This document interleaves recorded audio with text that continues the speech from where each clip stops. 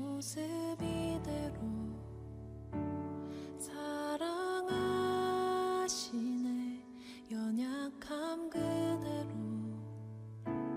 사랑하시네. 나의 모든 발걸음 주가 하시나니 날 인도하소서. 내 모습 이대로 사랑하시네. 자, 오늘 이걸 기억합시다 라는 제목 가지고 하나님 은혜 나누도록 하겠습니다. 여기 계신 모든 부모님들은 뭐 비슷한 경험 있으시겠지만 저희 집 애가 지금이야 엄마 아빠 영어 발음 지적하는 재미로 살고 있지만요, 저희 집 애가 유치원에 처음 갔을 때만 하더라도 영어를 한마디도 못할 때였습니다. 걱정이 되니까 제가 직접 애를 유치원에다 그날 첫날 데려다 줬습니다. 데려다 주고 난 다음에 너무 걱정이 되니까요, 이제 제가 가지 않고 복도 창문 뒤에 몰래 숨어 가지고 애가 어떻게 하는가 이렇게 유심히 보고 있었습니다. 아니나 다를까 다른 애들끼리는 다 영어로 소통하니까 우르르 몰려다니는데 저희 집에 혼자 아무것도 못 알아듣고 그냥 혼자 구석에서 다른 짓을 하고 있었습니다. 부모 입장에서 그 광경을 보니까 얼마나 마음이 좀 짠하겠습니까? 자, 그러고 나서 이제 몇 달 지난 다음에 학교 유치원 선생님한테 제가 가서 여쭤봤습니다. 요즘 저희 집에 잘 지내고 있습니까? 그렇게 여쭤보니까요, 이 교사분이 하시는 말씀이 다른 애들과 너무 잘 어울리고요, 가끔씩 애들 사이에서 이제 무슨 오피니언 리더처럼 주도적으로 어떤 분위기를 이끌고 간다, 그렇게 칭찬해 주시는데, 그리고 뒤 덧붙이는 말씀이 종종 수업 시간에 말이 많아서 이 수업에 방해가 된다는 것입니다. 부모한테 그 얘기를 한단 말이 뭐겠습니까? 좀 집에서도 좀 주의를 주세요라는 그런 부탁 아니겠습니까? 근데 그 말을 들으니까 참 내심 참 기뻤습니다. 너무 감사하고요. 왜냐하면 그 전까지만 해도 애가 적응을 하지 못하고 어색하고 말이 안 통하니까 혼자 외톨이처럼 무슨 원치 않는 그런 왕따처럼 이렇게 지내다가 이젠 친구들과 관계 속에서 서로 이 마음을 열고 소속이 되고 어떤 그런 모습을 갖고 살아가고 있는 걸 들으니까 참 흐뭇하고 참 감사하다는 그런 생각이 들었습니다. 이런 경험들을 여러분 많이 하셨을 겁니다. 오늘 본문에 보시면 천사가 양을 치던 목자들에게 메시아 나심을 전해주는 장면이 나오고 있습니다. 그 얘기를 들은 이 목자들이 16절을 보니까 빨리 가서 마리아와 요셉과 구유에 놓인 아기를 찾아서란 말씀이 나오죠. 그러니까 이 상황 가운데 이제 천사한테 들은 얘기를 그대로 전해주게 되는 거죠. 어떤 분들은요, 이 상황을 보고 그럼 동방박사는 어디 있습니까? 이렇게 묻습니다. 동방박사들이 먼저 도착했습니까? 천사들이 먼저 도착했습니까? 그렇게 묻습니다. 제가 5학년 때가 6학년 때 한국에서 이제 이 성탄 시즌에 선곡을 했는데요, 그때 맡았던 역할이 내일 우리가 성탄 전야 촛불 예배도 살펴보겠지만 예수님의 육신의 아버지였던 요셉이었습니다. 제가 6학년 올라갈 때인가 그때인 것 같은데, 그때 요셉 역할을 맡으면서 받았던 대사가 이런 거였습니다. 동방박사들이 이제 예물을 이제 건네주면서 요셉이 빈 제가 받으면서 대사가 이거였습니다. 아이 뭐 이런 걸 다 이러면서 받아가는 그런 역할이었는데요, 이 이야기 목자가 천사로부터 들은 이야기를 전해주는 광경 가운데 있지만, 그럼 동방박사 어디 있느냐 이렇게 묻는 분들이 계실 수 있습니다. 이 동방박사 이야기는요, 누가복음에 나오지 않고 마태복음에 나오죠. 근데 여러분 정확하게 말하면요, 동방박사들은 아기 예수가 출생했을 때 그곳에 있지 않았습니다. 여러 근거를 일부 예배 때 말씀을 드렸는데 지금은 시간 관계상 그 중에 하나를 말씀드리자면 마태복음 2장 11절을 보시면요, 이런 말씀이 나옵니다. 집에 들어가 아기와 그의 어머니 마리아가 함께 있는 것을 보고 엎드려 아기께 경배하고 보배합을 열어 황금과 유향과 몰약을 예물로 드리니라. 여기 뭐라 그랬습니까? 어디라 그랬습니까? 마구간이 아니라 집이죠.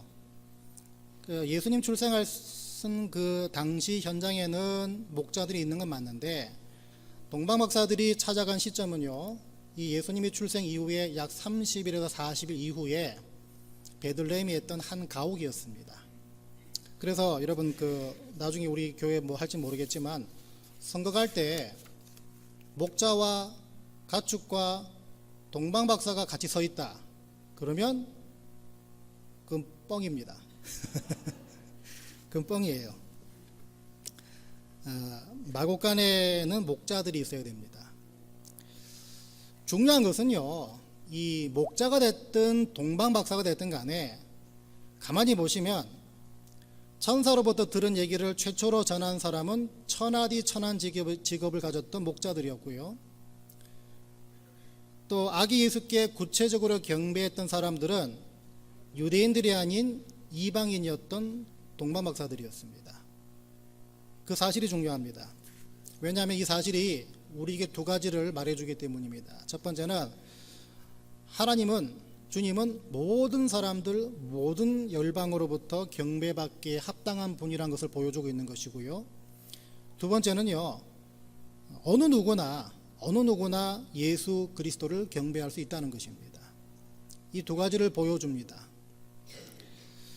그래서 여러분, 이 이방인 동방 박사들과 천하디 천한 직업이었던 목자, 이 사람들의 이야기는요, 저와 여러분 같이 하나님의 은혜로부터 완전히 제외되어 있었고 구원과는 아무 상관없던 죄인들, 우리 같은 사람들도 주님을 왕으로, 구세주로, 주인으로 모실 수 있다는 것을 상징적으로 보여주고 있다는 것입니다. 우리 모두는요, 구원과는 아무 상관이 없던 사람들이었습니다. 하나님의 은혜의 테두리 안에 들어오지 못하던 사람들이었습니다. 사도 바울은 본인을 죄인 중에 괴수였다고 했지만 우리는 괴수 중에 또 괴수 아니었습니까? 이런 사람들이었습니다. 전에 말씀드렸던 것처럼 사도 바울이 우리의 그런 상태를 어떻게 말했습니까? 에베소서 2장 보시면요, 그때의 너희는 그리스도 밖에 있었고 이스라엘 나라 밖의 사람이라 약속의 언약들에 대하여는 외인이요 세상에서 소망이 없고 하나님도 없는 자였다, 이렇게 규정했습니다. 이게 우리의 모습이었습니다. 근데 오늘 여러분들 모습을 보시기 바랍니다. 지금 저와 여러분들은요, 아기 예수 오심, 메시아 오심, 그리스도 예수 오심에 감사한 예배를 지금 드리고 계십니다. 그러니까 이 말은요, 지금 우리가 이렇게 예배 드리는 이 모습이 내가 지금 주님께 속해 있고 주님이 우리 안에 계시다는 것을 열심히 증명하는 과정 중이라는 것입니다. 이게 바로 우리가 성탄 때 왜 기뻐하고 감사해야 되는지의 가장 중요한 이유가 된다는 것이겠죠. 저희 집애가 영어를 못할 때 학교에서 늘 외톨이였고 늘 따돌림 받았다 그러다가 어느 날부터 어느 순간부터 자기 목소리 낼 수 있고 그 클래스에 속해 있고 소속이 분명하다, 그리고 무엇보다 친구들과 이제 잘 어울리는 관계가 됐다, 그래서 기쁘다. 이 기쁨, 비슷한 경험으로 인한 여러분 크고 작은 경험이 있겠지만, 기쁨이 있겠지만요, 그 기쁨은요, 영적인 왕따였고 영원한 죄인이었고 죄의 노예였던 저와 여러분이 하나님 자녀된 사실, 그래서 그 자녀로서 하나님 앞에 지금 이렇게 예배 드림을 통해서 하나님을 영화롭게 드린다, 그래서 하나님이 기뻐하시는 그 기쁨, 그 기쁨에 비하면 아무것도 아니라는 것입니다. 여러분, 자식이 죽을 고비를 넘기고요, 하다못해 어린 자녀가 밤새 펄펄 열이 끓을다가 아침에 열이 떨어질 때 우리는 거기서 아주 소소한 감사를 느끼게 됩니다. 상태와 신분이 절망적인 것에서 감사로 바뀔 때 우리는 어떤 감정을 갖고 있는지 다 알고 있습니다. 다 경험해 봤습니다. 그렇다면 그 상황을 아는 분들은요, 지금 이 성탄 감사 주일 예배를 의미 있게 드릴 수 있어야 된다는 것입니다. 그리고 그런 마음으로 예배 드릴수록 저와 여러분은 주님은 모든 사람 모든 열방으로부터 경배받기에 합당한 분이라는 사실, 그리고 누구나 다 주님을 경배할 수 있다는 이 사실을 정확하게 증명하게 되는 것입니다. 여러분, 내가 예배드림을 통해서 하나님 그렇게 일하셨다, 하나님 그렇게 일하셨기 때문에 감사하다, 이걸 내가 증명하는 것이 얼마나 기쁩니까? 여러분들이 뭘 해가지고 하나님 되심 기뻐하고 증명할 수 있겠습니까? 돈을 많이 벌어가지고 하나님 살아계시다 이렇게 증명하시겠습니까? 말도 안 되는 거죠. 우리가 이렇게 예배드림을 통해서 감사할 수 있다는 것, 죄의 노예였던 사람이 하나님의 자녀로 신분이 둔갑됐다는 것, 구체적으로 감사할 수 있는 것, 이 예배를 통해서 우리가 증명할 수 있다는 것입니다. 다르기는요, 이 시대에 또 다른 목자와 또 다른 동방 박사들이 다 되셔서 주님 오십의 그 목적을 다시 한번 생각하고 구체적으로 감사드릴 수 있는 저와 여러분 다 되시기를 주의 이름으로 간절히 부탁을 드립니다. 마지막 두 번째로, 오늘 본문에 나오진 않지만 아까 언급해 드렸던 이 마태복음의 동방 박사들에 대해서 잠깐 살펴보면 좋겠습니다. 이 사람들은요, 헤롯으로부터 부탁을 받습니다. 명령을 받습니다. 무슨 부탁, 무슨 명령인가 보니까 마태복음 2장 8절입니다. 베들레헴으로 보내며 이르되 가서 아기에 대하여 자세히 알아보고 찾거든 내게 고하여 나도 가서 그에게 경배하게 하라. 이렇게 부탁을 합니다. 어딘지 가서 찾으면 나한테 말해달라는 것입니다. 가서 경배하겠다. 근데 다 거짓말이죠. 이를 죽이기 위해서 이렇게 고민을 하는데, 얘기를 하는데, 이런 부탁을 받은 동방 박사들이 어떤 그 행적을 보입니까? 마태복음 2장 12절을 보니까 그들은 꿈에 헤롯에게로 돌아가지 말라 지시하심을 받아 다른 길로 고국에 돌아가니라, 이렇게 나옵니다. 결론적으로는요, 동방 박사들의 이 순종 덕분에 예수와 요셉과 마리아는 무사히 살 수 있었다라고 볼 수가 있습니다.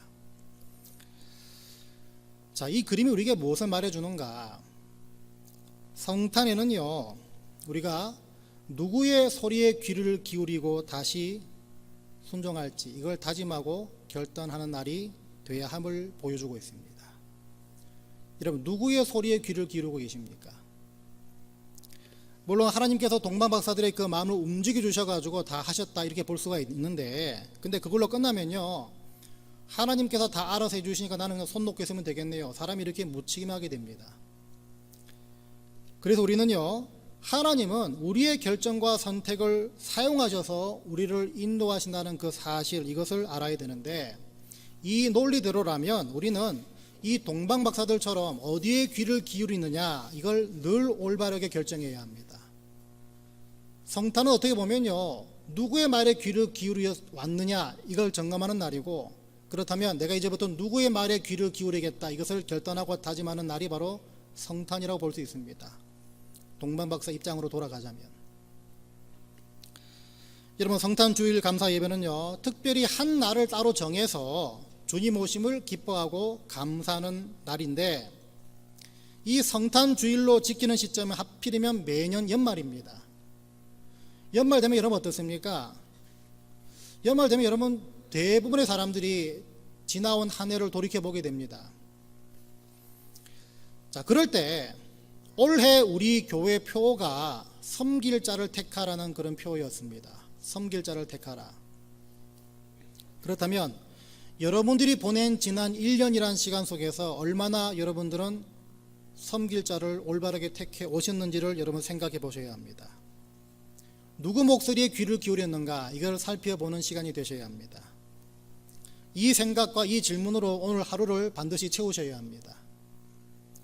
왜냐하면요, 누구 목소리에 귀를 기울였는가 이것을 돌아보지 않고, 또 누구의 목소리를 앞으로 내가 귀를 기울일 것인가 이것을 결단하는 과정 없이는요, 저와 여러분들은 이 동방 박사의 행적, 목자들의 행적을 따라갈 수가 없기 때문입니다. 누구 말에 귀를 기울일지에 대한 그 결단과 그 결단에 합당한 이 순종은요, 절대적으로 여러분들이 갇혀있는 틀, 익숙해져 있는 그 틀을 깨는 것으로부터 시작된다고 보시면 됩니다. 이게 무슨 말인가 하면요, 예전에 어느 목사님께서 이 동방 박사들을 얘기하면서 이런 말을 하신 적이 있습니다. 이 동방 박사들은요, 소위 말해서 과학자들이죠. 천체를 연구하는 과학자들 혹은 철학자 이렇게 보고 있는데, 과학자 그러면 어떻습니까? 굉장히 이성적이지 않습니까? 굉장히 합리적이지 않습니까? 논리적이지 않습니까? 그런데 그 사람들이 과연 어떻게 꿈 하나 꾸고서 그 꿈을 쫓아서 순종할 수 있었겠냐, 이런 물음을 던지셨습니다. 그리고 하시는 말씀이, 하나님께서 이 동방 박사들로 하여금 그 이성과 그 과학과 그 합리라는 그 틀을 깨고 계시와 믿음이라는 그 영역까지 자신들의 생각하는 그 영역을 확장시켜 주시지 않았겠냐. 그렇기 때문에 꿈에서 들은 그 말씀 그대로 순종하는 것이 가능하지 않았겠냐, 그렇게 해석을 하셨는데 전 참 동의합니다. 이게 뭘 말합니까? 내가 갇혀있는, 내가 익숙한 틀을 깨야 올바른 선택과 그 올바른 선택에 합당한 순종이 가능하다는 것입니다. 여러분, 내년도 우리 교회 표어가요, 나중에 송구영신 예배 때 말씀드리겠지만 모이기를 힘쓰는 교회라는 표어입니다. 참 촌스럽지 않습니까? 요즘 세상에 표어를 모이기를 힘쓰는 교회 어디서 합니까? 뭐 멋있게 이렇게 얘기하는데, 여러분, 모이기를 힘쓰는 교회 그 표어를 내년도 교회 표어로 잡았다, 주제로 잡았다, 앞으로 우리 나갈 방향이다, 이렇게 말하는 건 사실 부끄러운 일입니다. 왜냐하면 얼마나 안 모였으면 모이기를 힘쓰는 교회라고 지었겠습니까? 한 분도 예외 없이, 한 분도 빠짐없이 권면해 드리기로는요, 여러분, 내년 한 해는 여기 계신 모든 분들이 주중에 수요 예배가 됐든 혹은 토요 새벽 기도회가 됐든 간에, 아니면 주중에 성경 공부가 됐든 간에 최소한 평일에 한 번은 교회로 발걸음을 옮기시는 구체적인 순종이 있는 한 해가 되시기 바랍니다. 왜냐하면 여러분, 하나님 말씀 앞으로 나오는 이 순종이 바로 누구의 말에 귀를 기울이느냐, 이 선택의 결과들이기 때문입니다. 그리고 그 모습 하나만 보더라도 평소 여러분이 하는 선택이 뭔지를 가늠할 수가 있는 것입니다. 하나님 말씀에 귀를 기울이지 않고 살아가면 어떻게 살아갑니까? 반드시 내 욕망대로, 내 바람대로, 내 의지대로 살아가게 됩니다. 주시는 말씀과 아무 상관없이 살아가는 그 삶으로 점철이 된다는 것입니다. 그래서 여러분, 주중 모임에 나오지 않게 만드는 여러분들의 습관, 환경, 그 결정에 익숙한 그 틀, 이거를 깨심을 통해서 동방 박사들의 그 행적을 따라가야 한다는 것입니다. 가끔은 참 이런 못된 생각도 해봅니다. 여러분, 목회자, 설교자를 불러놨으면 그 목회자가, 그 설교자가 인도하고 선포하는 그 말씀이 있는 자리로 나오셔야 되는 거 아니겠습니까? 그렇지 않습니까? 여러분, 주일 한번 나오려면 주일 한번 나오는 목사 모시면 됐지, 뭐하러 주중에 수요예배 인도하는 목사 모셔놓고 다른 데를 보고 계십니까? 그게 말이 안 되는 거죠. 그러려면 저를 여기 왜 부르셨냐는 것입니다. 여러분, 토요일에 새벽에 같이 기도하지 않고요, 주중에 예배 가운데 주시는 말씀을 통해서 하나님께서 이 가정과 이 교회 가운데 품으신 뜻이 뭔지를 우리가 알지 않고서는요, 이 교회를 하나님을 영화롭게 드리는 교회로 만들어가는 것은 불가능합니다. 왜 그런지 아십니까? 같이 기도하지 않고 같이 공유하는 말씀을 갖지 않고서 어떻게 그분들이 주일 한번 나와가지고 결정을 하고 목소리를 낼 수 있겠습니까? 하나님께서 이곳에 부어주시는 뜻과 계획을 알지도 못하는데 어떻게 주일날 그분들의 결정과 목소리를 통해서 교회가 나갈 수 있겠냐는 것입니다. 말이 안 되는 것이죠. 모이지 않고서는요, 교회의 정체성을 절대로 찾을 수가 없습니다. 주신 말씀에 순종하지 못하면요, 모이기라도 해서 거기서부터 하나하나 풀어나가야 될 거 아니겠습니까? 우리가 이렇게 가다가는요, 제가 참 믿음 없는 얘기일 수 있겠지만 교회 존폐조차도 장담할 수 없는 시대가 곧 온다는 것입니다. 하나님은 여러분의 철저한 무관심 속에서 방치되셔야 되는 분이 아닙니다. 말씀 앞으로 나오셔서 그 말씀을 통해 주시는 하나님의 뜻과 계획을 알아나감을 통해서 하나님과 상관 있는 삶을 사셔야 되는 것이 하나님은 자녀된 자들의 마땅한 도리라는 것입니다. 여러분, 주께서 주시는 말씀을 통해서 여러분과 여러분 가정과 이 교회에 주시는 하나님의 그 뜻을 분별하고 그 뜻에 여러분 가정과 여러분 개인과 우리 교회가 함께 맞춰가는 모습이 세상의 어떤 모임과도 구별되는 교회의 거룩한 모습이라는 것입니다. 바라기는 올해 성탄 감사 주일이 첫 번째로 말씀드렸던 여러분 신분을 바꿔주신 것에 대한 구체적인 감사를 드리는 주일이 되시기 바랍니다. 두 번째는요, 누구 소리에 여러분들이 귀를 기울일지 이거를 결단하고 이것을 순종하는 시작이 되시길 바랍니다. 그래서 주님 오신 목적에 합당한, 거기에 걸맞는 그 열매들을 부단히 맺어 나가시는 2019년 맞이하게 되시기를 주의 이름으로 간절히 축원드립니다.